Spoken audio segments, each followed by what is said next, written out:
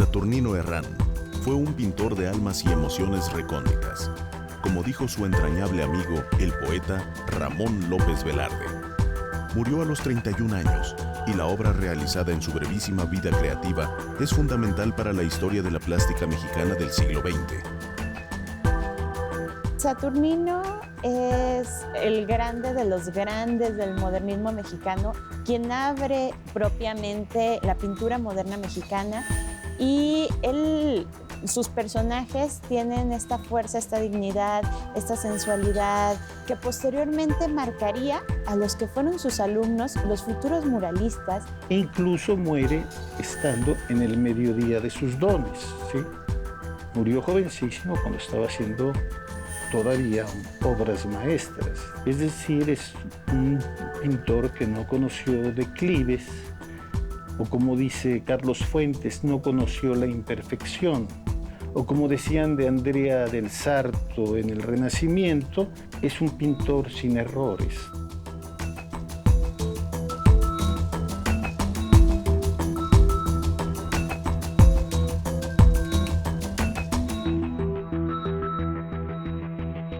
Saturnino nace en 1887, aquí en la ciudad de Aguascalientes.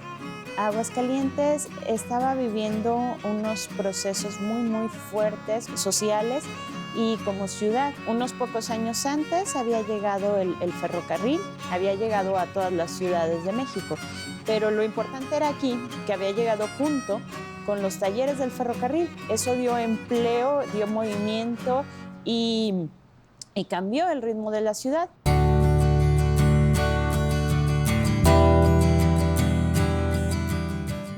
Fue el hijo unigénito de Josefina Guinchard y José Herrán y Volado, dueño de la única librería que había en la ciudad. El padre de Saturnino es un hombre liberal, pertenece a estas familias que apoyan el movimiento de reforma. Es un hombre que es un inventor. Él tiene membresía en las academias de inventores europeas, la de París, la de Londres, la de Berlín. Y inventa y se hacen los prototipos de una máquina de escribir mecánica, una calculadora mecánica. Yo la usaba en la escuela también, ¿no? Y era la envidia de todos los profesores. Entonces crece rodeado de libros. Su padre, aparte, él le gustaba el teatro, la poesía, tenía también este tipo de amistades. El 18 de enero de 1903, José Herrán y Volado murió repentinamente. Saturnino y su madre se trasladaron a la Ciudad de México. Dice López Velarde que la gran amante de Saturnino Herrán es la Ciudad de México. Es aquí donde verdaderamente se forma, se desarrolla y llega a su culminación. Cuando llega Saturnino y su madre a la Ciudad de México, bueno, él se queda deslumbrado. No podía creer que hubiera incluso coches ya, los tranvías, la luz eléctrica, había ya teléfono, telégrafo. Se instalan en Mesones 82, que es una casa que son 2 departamentos, pero que en ese tiempo era una sola casa, que entre otras cosas es un punto de reunión. Y ahí pintó siempre.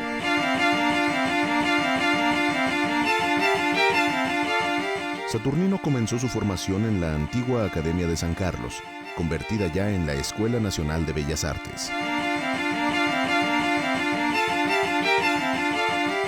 A mí me sorprende mucho que él llegara a la Academia en 1904 y fuera incorporado de inmediato al grupo de Fabrés. El grupo de Fabrés en dibujo era un grupo avanzado. Hay que recordar que en esa época la Academia no estaba en disposición de primer grado, segundo grado, tercer grado, exámenes y demás, sino que tú llegabas como aspirante y entonces un jurado de profesores te hacía una evaluación y ellos te organizaban personalmente tu trabajo académico. Lo que dice la crítica, que lo importante de Fabrés fue la parte del dibujo y que Gedovius ante todo fue la parte de la pintura, sobre todo en la composición y lo que llama Víctor Muñoz la armonía cromática o el destellante colorido que hay en varios de sus cuadros. Fabrés hace todo un movimiento dentro de la academia y los impulsa a crear lo propio, que llega el doctor Atl y refuerza esta parte. Gerardo Murillo viene de Europa, se ingresa como docente a la academia y entonces él lo que les decía a los muchachos era que tenían que crear un arte propio y monumental. Creo que esas palabras marcaron fuertemente a Saturnino. Él es un maestro que está en contra de esta idea que se tiene en México de tener una imitación metropolitana, es decir, copiar Europa como si fuéramos un satélite europeo. Él sabe que nos constituye una cultura de 3.000 años. Necesitamos crear un arte nacional propio, monumental. Tenemos todo, no tenemos que pedirle a ninguna otra cultura. Y Saturnino vivió esto en su casa. Él sabía todas estas fuentes. A partir de 1907, Saturnino colaboró como dibujante con el arqueólogo Leopoldo Batres, quien había comenzado a realizar excavaciones en Teotihuacán.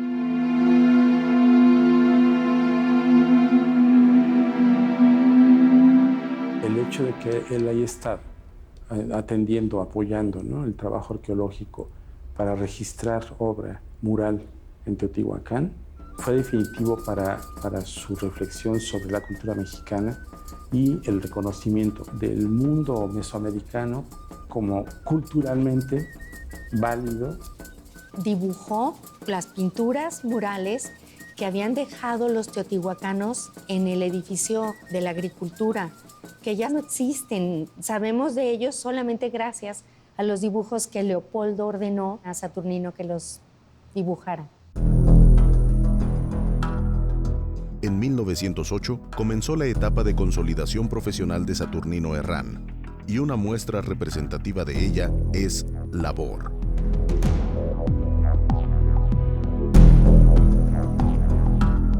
Es una pieza sorprendente para un alumno en ese momento. Esa pieza le da el primer lugar en pintura en 1908 y hay una composición establecida en 2 o 3 planos muy importantes en el cuadro, que son colocar en el primer plano toda la escena de la parte enriquecedora del trabajo en relación con el mantenimiento de la familia, y en el segundo plano el esfuerzo físico del trabajo bajo la fuerza de la luz, ¿no?, en este patio donde están laborando estos trabajadores. Y un tercer plano que sería pues la ambientación del lugar, del sitio, todo perfectamente articulado en una estructura compositiva y en un manejo cromático de gran valía, ¿no?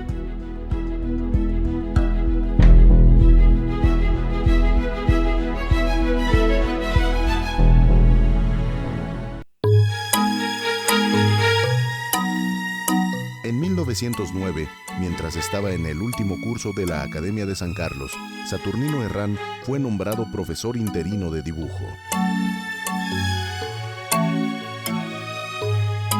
Esta también es como otro punto muy importante para resaltar a Saturnino Herrán, en el sentido de que él era alumno y maestro a la vez. Entonces debió de haber sido muy bueno desde ese momento, no a cualquiera se le dan esas oportunidades.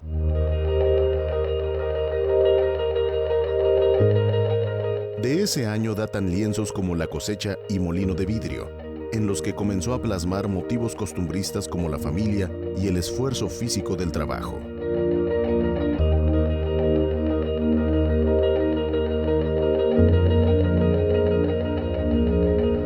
Por ahí tenemos también otro cuadro que es Vendedoras de ollas, que es una pieza que a mí me interesa mucho porque se trata de una mirada plástica en Saturnino, muy aguda. Es decir, esta escena cotidiana seguramente fue encontrada por él recorriendo las calles y los mercados de la ciudad. La localización de estos personajes en esta mañana, en esta luz matutina, hace que vaya a su estudio y construya una especie de foro, una escenografía en la cual él va a colocar a sus modelos. Saturnino Herrán fue el primer mexicano que pintó obreros y campesinos, y en él se basan los muralistas, cuyo trabajo ha sido más difundido.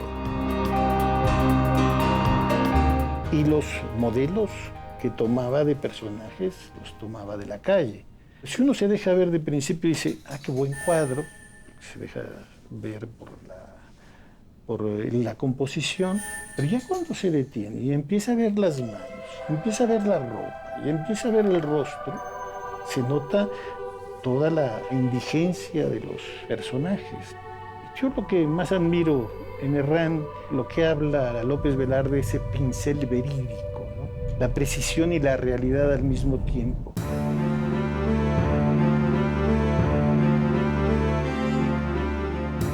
El último proyecto escolar de Saturnino Herrán fue el tríptico de La leyenda de los volcanes, que concluyó en 1912.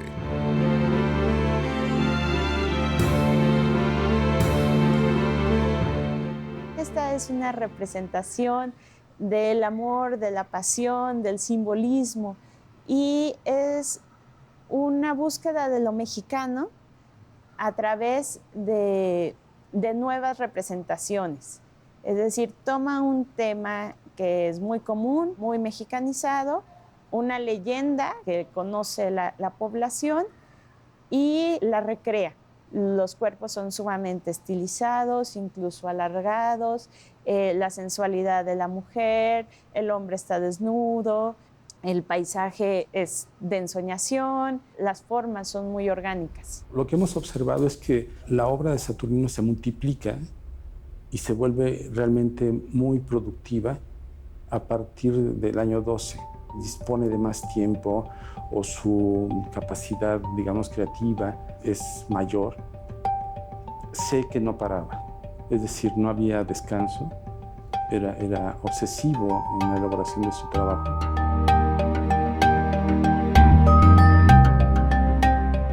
En 1912, el Día de la Candelaria, se conocen Saturnino y Rosario en casa del general José González Salas, que es tío de Rosario. Ahí se conocen y no dejan de verse nunca más. Es un enamoramiento de estos fulminantes, y lo interesante aquí es que si vemos las figuras femeninas que construye Saturnino, antes de este periodo, van a evolucionar muchísimo con el contacto con Rosario. A partir de ahí, él construye una imagen de una mujer totalmente diferente. Ya son cuerpos mucho más sensuales, ya no son lánguidos, ya tienen fuerza, ya tienen este talante de mujer independiente, de mujer individual.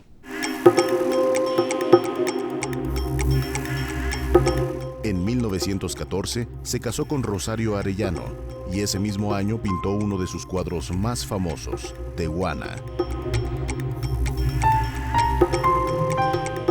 La modelo es la esposa, es Rosario. Es un cuadro muy enigmático, muy emblemático.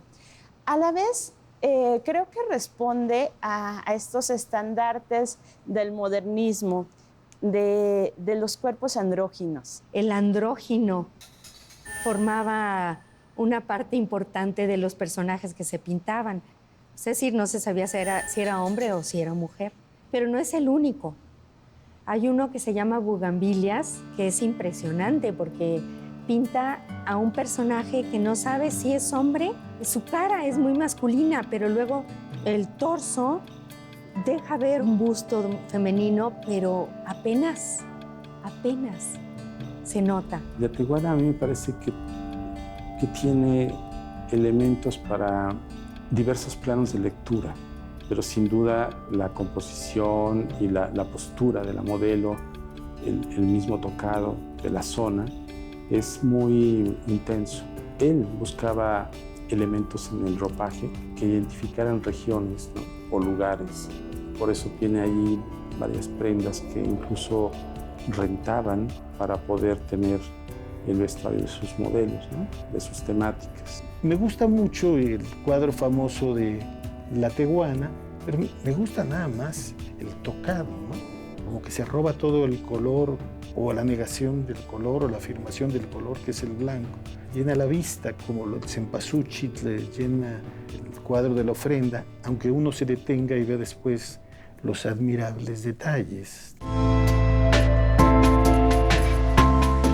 Una de las influencias de Saturnino Herrán fue el pintor británico Frank Brangwen, cuyas obras pudieron haber inspirado cuadros como La ofrenda. La ofrenda es un ejemplo también de la incorporación de las temáticas modernistas en su preocupación. Él va a encontrar la posibilidad de hablarnos de este asunto de una representación iconográfica de la vida misma, ¿no? Por eso sus personajes son una niña, una joven, un hombre joven, un viejo, etcétera, ¿no? Es decir, todos ellos van en esta vida navegando por los canales de Xochimilco.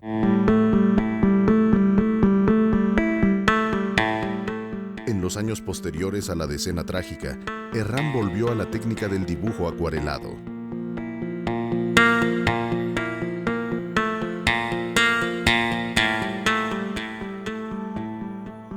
Está pintando sobre pinturas ya realizadas y eso nos habla de una carencia económica natural de los años de esa época para resolver esta necesidad de seguir creando. El trabajo con los lápices de color y los lápices de carbón va a ser complementada con transparencias logradas con acuarela que le permiten a él entonces desarrollar esta técnica que vamos a conocer como lápices y acuarela. No tiene gran truco, pero sí una gran versatilidad y una gran destreza en Saturnino.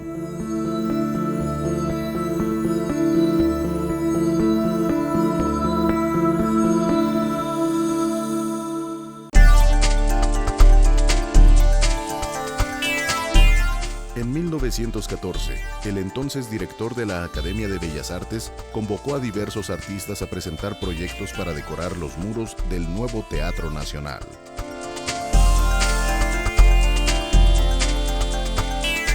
Es una convocatoria que hace Gerardo Murillo para decorar lo que se está construyendo, que era el Teatro Nacional, lo que es hoy el Palacio de Bellas Artes. Y Saturnino decide hacer esta pieza que es un tríptico y que iba a estar colocado en la parte superior de la entrada principal al teatro, es decir, dentro del vestíbulo. Es la representación de una ofrenda indígena, de una ofrenda española, católica, y la parte central es un sincretismo entre el Acuatlicue y el Cristo. Para resolver la temática y el sentido, digamos, simbólico de esta pieza, Saturnino seguramente batalla varias semanas o varios meses hasta que encuentra en el Museo Nacional la imagen de Coatlicue y entiende que puede hacer una fusión de dos dioses, que sería Cristo y Coatlicue. Concibe la fusión de Cristo con la Coatlicue como la muestra perfecta de lo que es el mestizaje. No hay forma de separarnos. Somos mestizos y venimos tanto de los españoles como de los indígenas.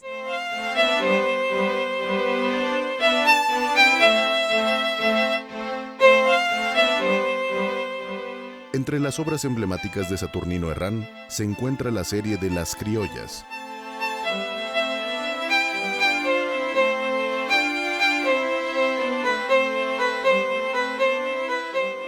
Tórtola Valencia era una bailarina, era española y vino a presentarse a la Ciudad de México. Ellos tenían como un grupo que se reunían, eran los amigos. Al parecer fueron a verla y les encantó. Todos estaban fascinados con ella. Saturnino le pide que si la puede pintar.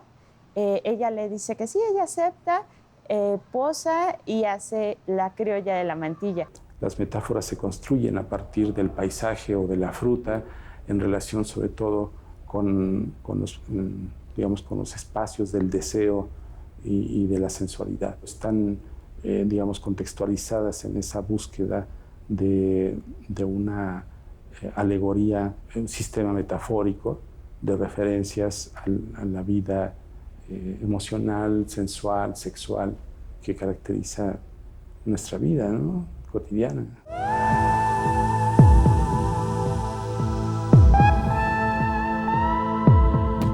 En 1917, Saturnino pintó una de sus obras más notables, El Cofrade de San Miguel.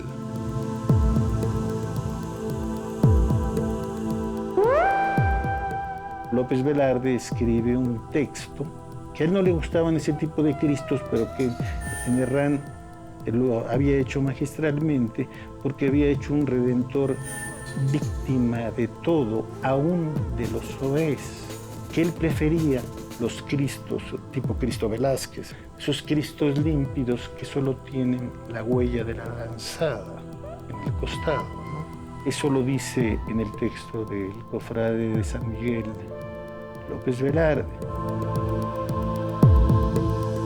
Paralelamente, continuaba trabajando en el tríptico de nuestros dioses, pero no logró terminarlo.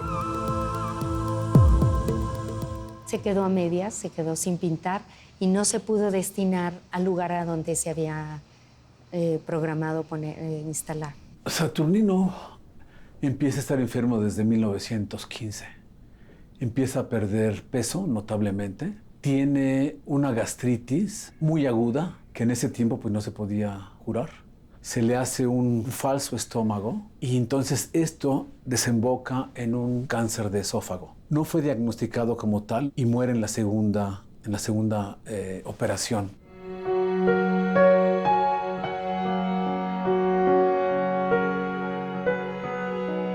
Murió el 8 de octubre de 1918 rodeado de sus amigos.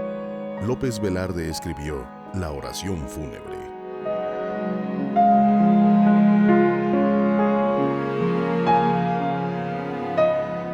En el caso de los amigos, es tal el sentimiento que en 6 semanas organizan una exposición con su obra, cosa que es maravilloso, pero al mismo tiempo complicado, porque prácticamente toman todo lo que tenían en el taller y con eso hacen la exposición en el Jockey Club, ahora la Casa de los Azulejos, muy visitada la exposición. El proyecto iba acompañado también de venta de obra. Se logra el acuerdo para el gobierno mexicano de comprar prácticamente el 70%, 80% de la obra completa de Saturnino. Por lo menos se mantuvo reunida la obra, que ya fue ganancia. Carlos Fuentes escribió un texto fantástico que es Saturnino en la encrucijada y compara a Saturnino con Velázquez, lo compara con Gauguin. Tener a Saturnino Herrán en Aguascalientes para el museo es un lujo y un orgullo. Tener la colección más importante nos permite trabajar como museo con la cuestión del patrimonio y también con la cuestión de la valoración de los artistas locales. Saturnino es buscado tanto por el público local como por el público nacional, pero también internacional. Los grandes especialistas vienen al museo y buscan a Saturnino. Es el gran dibujante, el gran pintor. Esto es para nosotros pues un gran orgullo y también una gran responsabilidad y un gran compromiso